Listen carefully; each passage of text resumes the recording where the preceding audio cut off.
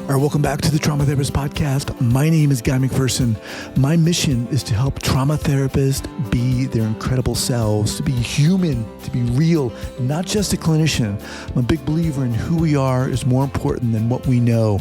And this requires cultivating authenticity, genuineness, and vulnerability, and that requires intention. You can learn more about my courses and workshops by going to thetraumatherapistproject.com. That's thetraumatherapistproject.com. Let's get started. So here we go. All right, 5, 4, 3, 2, and 1. All right, folks, welcome back to the podcast. Thrilled to have back Michael Remole. Michael, welcome back. Thank you so much for having me. It's an honor to be back. Awesome. So Michael has been working with children and families for close to 2 decades in a variety of capacities, including as a multi-systemic therapist, clinical director, children's pastor, camp counselor, and speaker. After serving as a children's pastor, he went on to obtain his Master of Arts in Clinical Counseling from Ashland Theological Seminary. Following seminary, Michael worked at the Buckeye Ranch in Columbus, Ohio as a multi-systemic therapist, working with individuals 12 to 18 and their families. Primary focus was to work with the family system to assist children who are having difficulties with behavior. Michael has since founded and leads Gateway Family Services of Illinois, providing trauma-focused equine-assisted psychotherapy, individual and family therapy. He's also the founder of the Rising Tides Conference, which is coming up, and we're going to be talking a lot about that. Michael, welcome back to the podcast. Thank you so much for having me. Dude, I just got to say, you are so inspiring. I mean, you do a lot, but you're just so passionate about what you do. And, I see you out there, and obviously we've spoken a couple times, but really it's awesome to have you back here. Thank you. My parents always said, find something that you love to do and find out how to get paid to do it. And I can't, I feel like I'm living that every day that I'm living my dream job. There you go. So now there were a couple additions to your bio, which I want to highlight here. So why don't you take the time to do that? Yeah. So I was able to complete my EMDR specialist for kids with the Agate Institute with Ana Gomez. And so just learning the ins and outs of how do we provide appropriate EMDR therapy for kids, which was amazing. And then I also have enrolled as a fellow at UC Davis with the Infant Parent Child Institute there. And so I'm over halfway through that fellowship and just continue to learn incredible things for birth to 5. And so through that, I've been able to become an infant early childhood mental health consultant for the state of Illinois. Wow. Awesome. So we're going to talk about the conference, but before we do, I want to give those listeners who maybe haven't heard our previous interviews, let's give them a thumbnail sketch of how the heck did you get into this field? Yeah. So it started, I was a children's pastor first. That's what my undergrad was in. And I had kids and families coming to me all the time in that pastoral role. And I felt like, man, I just was missing something. There was only so much I could give and provide for the families. And so I realized that my role needed to change. And I decided to pursue my master's in clinical counseling. And I went to Ashland Theological Seminary. And when I was there, I connected with a friend who was passionate about equine assisted psychotherapy, which is just the background on me. I grew up showing and training horses from 10 years on up. That was my life. And so knew that there was something amazing about working with horses, and I wanted to help people. And so the more I learned about mental health and being a counselor, and then the more I learned about the science, the neuroscience behind working with horses, and it made sense why horses had been so powerful for me as a child growing up. And I just couldn't help but think, I want to provide this as a gift to other people that they can find healing in the way that I did growing up. And so that's kind of how I came to this. And after working at the Buckeye Ranch for a while and getting my independent license, I moved back home and it started the clinical practice here. And we've grown from a team of just me to a team of 15 now, and providing services to over 100 families a week here, whether that's on site here at our farm, or since I've spoke to you last, we are now taking our miniature horse courses into several different school districts in the area, and being able to continue the work there as well. What was it when you were a pastor for kids? You said, you realized you wanted to help more. What were you seeing? Yeah, I think that the big thing I was seeing was a lot of kids who had experienced trauma, and I didn't know what exactly to do. There was a lot of complex behaviors that were showing up at home or in the school, in the classroom setting, and I couldn't quite figure out what to do and how to best help them. And so I felt like my toolbox, I had a pretty full toolbox as far as working with kids, but there were a lot of kids I just was stumped and I didn't know how to best help support the families. And so that's why I decided to go and pursue my master's in counseling. All right. So let's jump to this conference. Now, I'm going to make a little joke here. Pardon my humor, but you've got a couple of people here who, Bruce Perry. Who's Bruce Perry? Who is this? How the heck? Talk about that. How did you get involved with Dr. Perry? I mean, come on. Amazing. Yeah. So the model of therapy that we use here is called natural lifemanship. And that is the basis of human and horse brain development and the importance of relationships. And a lot of the work there, it ties into Dr. Perry's neurosequential process. And I was introduced to Dr. Perry through natural lifemanship, and I jumped on board. I remember during my training for natural lifemanship, I ordered Boy Who Was Raised as a Dog. And I'm not a really fast reader, but I read that in 24 hours. I just couldn't put it down, and signed up for the NMT phase 1 and went out to boot camp and the symposium. And every time Dr. Perry had something, online, I've jumped on those calls to try and learn from him.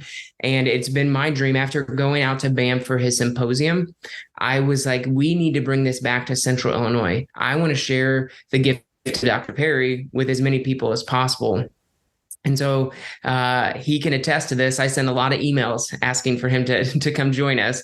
And he's agreed to do that, to come and share with us. And he's been with us the last 2 Rising Tides that we've had. And I just feel like his neurosequential process has radically changed my life personally and professionally. And I couldn't help but he has to be the keynote, one of the keynotes for Rising Tide.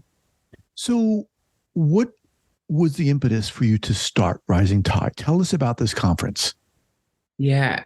When I moved to Illinois in 2014, I kind of thought it was going to be just kind of a short stay before I moved someplace else. And then we had a survey that was done to assess the needs of our community, and recognizing that Vermilion County, where we live, has the highest residential placement rate. We have our abuse and neglect rates are twice the state average. And we have a very high addiction and overdose rate here in Vermilion County. We're a very rural area. And when I moved here, there were very few therapists that were working with kids. And so to me, after I went out to the symposium and I came back home, it just felt like in order for us to see the kind of sustainable change that we wanted to see with our kids and families, we had to start to equip those around us, the teachers, the mentors, the paraprofessionals, the pastors, the community leaders, so that the change that we were making and working with in that family system could be carried out in all spheres of life for the kid. But I couldn't do that by myself. I needed to bring in other people to do that. And I remember I was mowing my yard one day and heard the saying from JFK that a rising tide raises all ships. And I was like, that's it. I want to have a conference called Rising Tide that equips people, no matter what your line of work is, that it helps you make the world a better place, that helps you heal personally, helps your family heal, and that we can break those generational cycles of abuse and neglect, and our communities can be healthier and happier and safer. And so that's where it started from. And then part of my in reflecting back on, what would make a great conference, I went back to the people who have influenced me. Their speaking, their teaching, their work has really influenced me.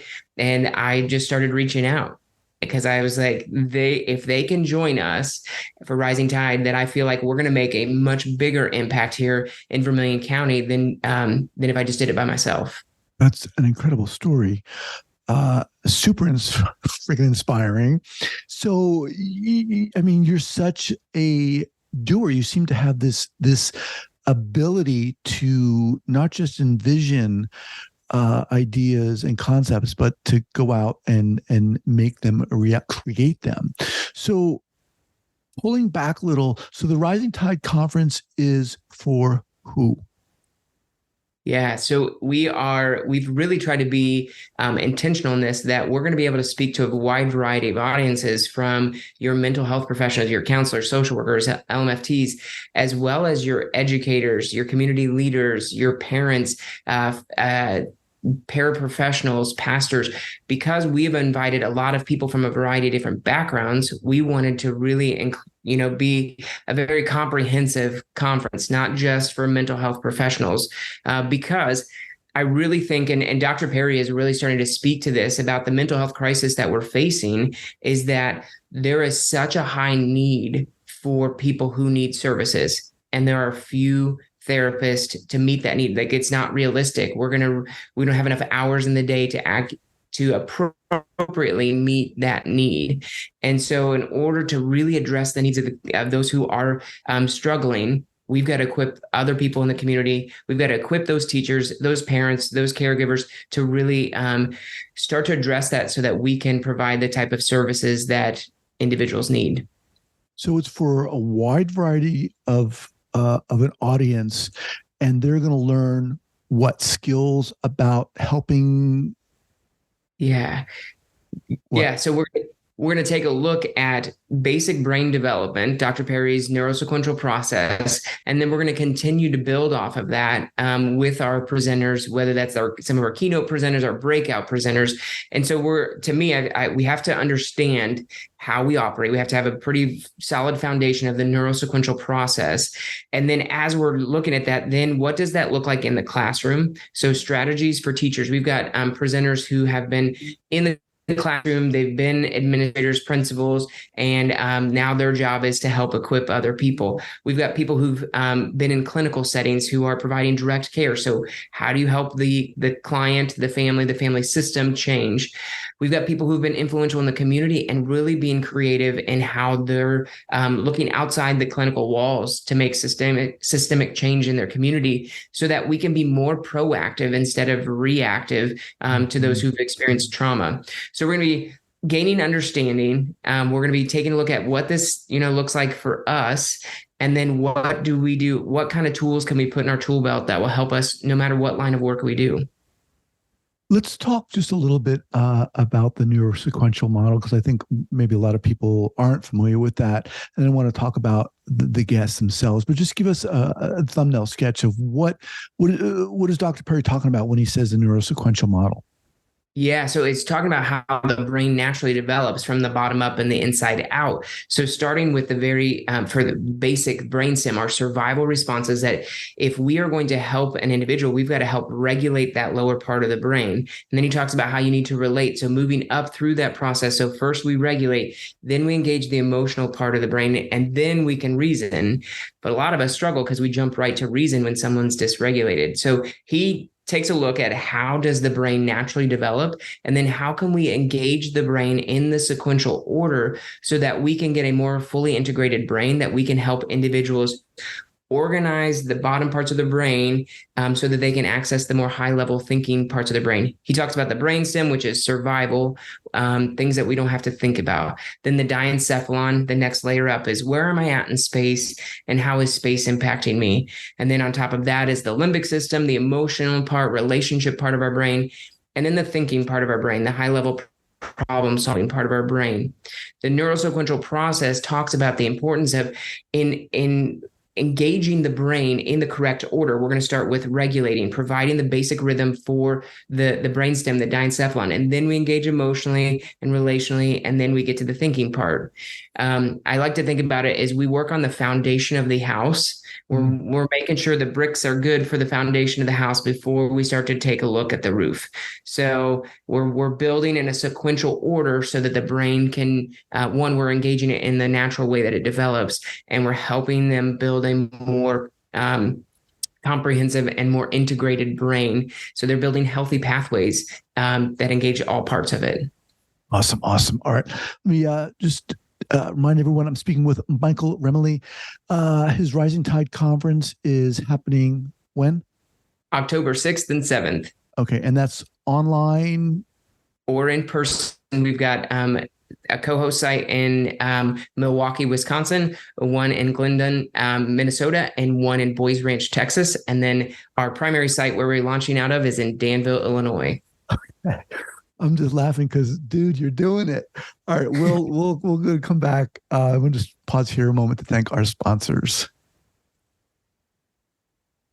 No, it's just incredible to me, Michael. It's just so inspiring how you're doing all this.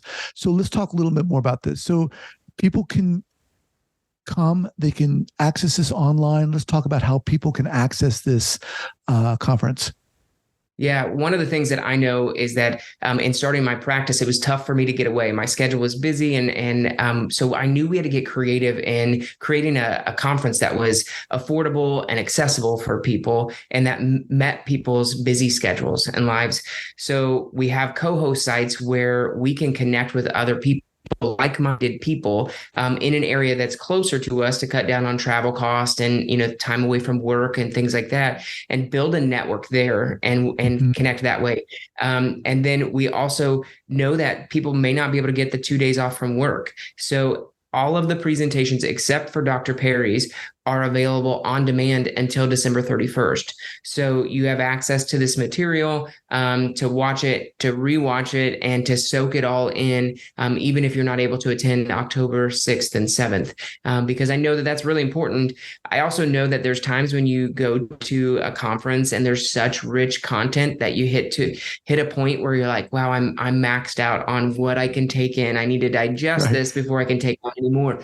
That's why the on-demand is so important to me, is that I can come back to it later and I'm going to learn more, digest it a little bit more, wrestle with that content so that then I can take those things and put them in practice at home, my job, wherever. And so addressing it, it's affordable, it's accessible, and it meets the busy lifestyle of everyone. So you said all the other presentations were on demand except Dr. Perry's. So And what does that mean specifically? So someone who's interested in hearing him has to attend that day? So he is 9:00 Central Standard Time till 10:30. And so if you're attending in person, you need to, make sure that you are there for that, or virtually, you can also watch that. But that is the only time that is available for those who are attending. Just making sure that you get that 9 to 10:30 window blocked off. And then we do have, and I didn't share this when I mentioned our co-host sites, this year we've added a co-host site in the Middle East and a co-host site in Australia. And they have that. Theirs is the Middle East is going to be the 13th, 14th, and the Australia is the 14th, 15th. And what we're going to do is they are going to be able to have access to Dr. Perry's during their live presentation as well. Wow. Now, can you mention who are the presenters? Just give a little brief overview. Yeah, we have 6 keynote presenters. Dr. Bruce Perry, we've got Dr. Stephen Porges with the Polyvagal Institute, Dr. Melissa Merrick, CEO of Prevent Child Abuse America, Dr. Stuart Avalon with Think Kids and Harvard Medical School and Mass General Hospital, and then Alex Kechatani is California Teacher of the Year. And then Ben Zobrist was the 2016 World Series MVP, and he has really been taking a different approach and talking about mental health and being. He's created Champion Forward, and how do we help kids and those in high pressure situations? How do we navigate that stress? Mm-hmm. So those are our 6 keynotes, and then we have 22 breakout presenters that are going to dive deeper into a variety of different things. From occupational therapy, we have a whole track for occupational therapists that can really look at from birth, the full lifespan. What does this look like? We have people presenters who are talking about what this looks like in the community. How do we transform the community? How do we create leaders who are not just trauma informed, but are trauma responsive? So we've got Tim and Ann from Tiffany and Grove from Well Point up in Milwaukee. We've got Michelle Mikeheader from the Neurosequential Model and Cal Farley's, Emily Wong from Whole Services in Calgary. We've got Ana Gomez talking about those complex behaviors and the role that dissociation plays with clients, and how do we navigate that. Robin Goebel, she's been on your podcast before, and she's doing amazing things. And she's going to be talking about how do we address those baffling behaviors? What are the ways that we take a look at that? We've got Philip Tedeschi. He is with the University of Denver, and he's going to be talking about animal-assisted therapy. Obviously, that's very close and near and dear to my heart. And one of the things that's really important for us is animal welfare, that animals that we are inviting into this relationship, this therapeutic relationship, how do we make sure it's appropriate and okay for them? How do we take care of them in the midst of this, and that they're not a tool, that they're a being that we're partnering with? So he's going to talk about that. And then Shell Taylor from Australia is going to be, Can I Hold Your Paw? She does canine assisted therapy. So there are a lot. I would encourage people to get out on the website and take a look at the lineup of presenters, because I feel like we have a rock star team. And I'm a little partial because one of the presenters is my wife, and I think she's an incredible therapist as well. And so I can't overlook her. But Gabby Remole is going to be presenting on state-dependent functioning and how does that impact our relationships as well. The website is risingtideconference.com. We'll have that linked up here at the show notes page at the traumatherapistpodcast.com. So how would you say this? I mean, you'd mentioned before that there are a lot of conferences out there, obviously. How are you differentiating this? What are you, I mean, from the others? Yeah, I think one of the things that is, conferences that I've attended are there are a lot of theory, talking about a lot of things. And then I'm an activator. You mentioned that I like to do things. So I love to hear the content, and then I need to know what's next. I need to know, okay, you taught me about the neurosequential process, but what do I do about it? And that is the part that I feel like we've done a really good job of having a pretty good solid foundation of neuroscience and trauma, and how the trauma impacts us, how the trauma, the transgenerational trauma, the impact that it has in our communities and all those things. But then what do we do as providers, as parents, as teachers? And so we've brought in people who are able to provide those practical skills for you and strategies that I think are going to move us to the next level. And there are people that aren't just talking theory. There are people who are living it, and they're seeing the fruit of their labor with the clients that they serve. And so I think that's what makes us different. I love that. Yeah, it really feels like you're providing people with this amazing information, but you're also providing them with, as you say, all right, how can I utilize this? How can I implement this? Whether you're a parent, whether you're a teacher, whether you're a mental health therapist, whatever, that to me is really exciting. It sounds like people are going to be getting this information and also getting information about what they can do with this information. Yeah.